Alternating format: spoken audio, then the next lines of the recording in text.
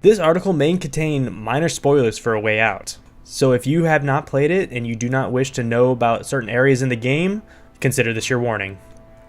Already this year, we have seen some truly amazing games come out like Celeste, Monster Hunter World, and God of War, just to name a few. But with so many great games all coming out around the same time, there have been quite a few that have been sadly a bit overlooked. The game that comes to mind right away is Hazelight Studios' most recent title, A Way Out.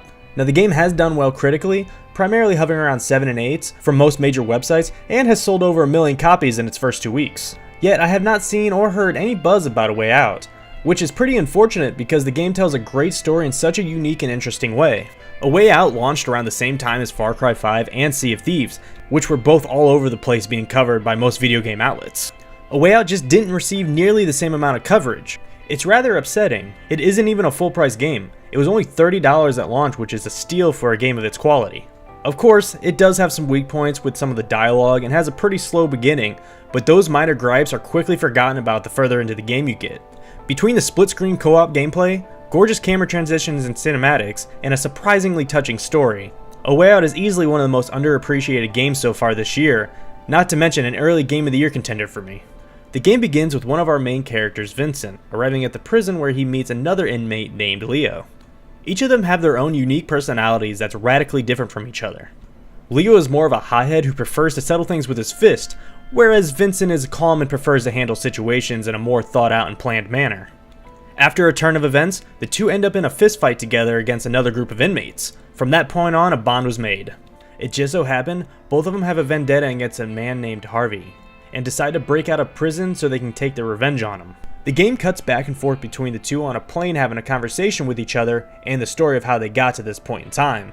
The game plays out more like a movie and honestly feels like one too. Unlike other games, A Way Out must be played with 2 people, either split screen with a local friend or online. I would highly recommend playing this game with a friend in the same room as you, as it enhances the experience of the gameplay, at least for me it did.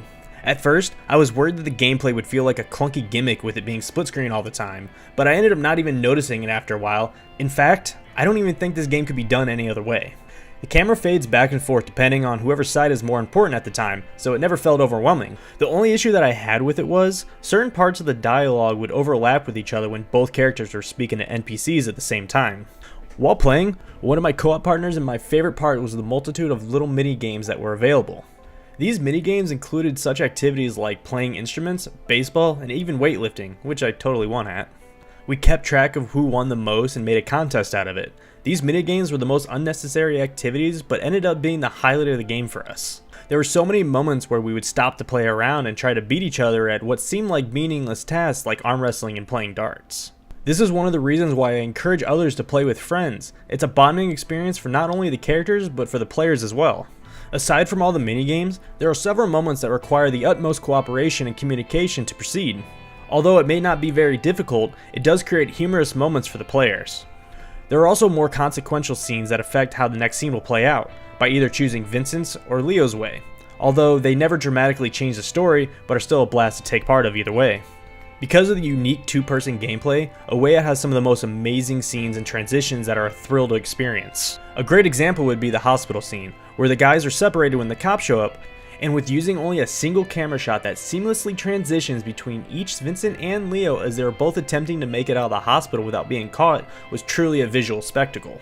There are several moments like this throughout the game that use these clever transitions that really make you feel like you're watching a movie. So despite the slow beginning and some rough dialogue, A Way Out is a game that has to be seen through all the way to the end. I don't want to go into any spoilers because it's an absolute must-play game this year that features many memorable moments between these two characters that band together to get revenge on the person who wronged them. The game does an excellent job of making you care about these two characters in such a short amount of time, also while telling a great story that'll have you emotionally invested. It's such a shame that the game came out when it did, but it's certainly not too late to go out and pick up a copy for you and your friend to enjoy the cinematic spectacle that is A Way Out. With that, thank you guys so much for watching, and I'll talk to you next time.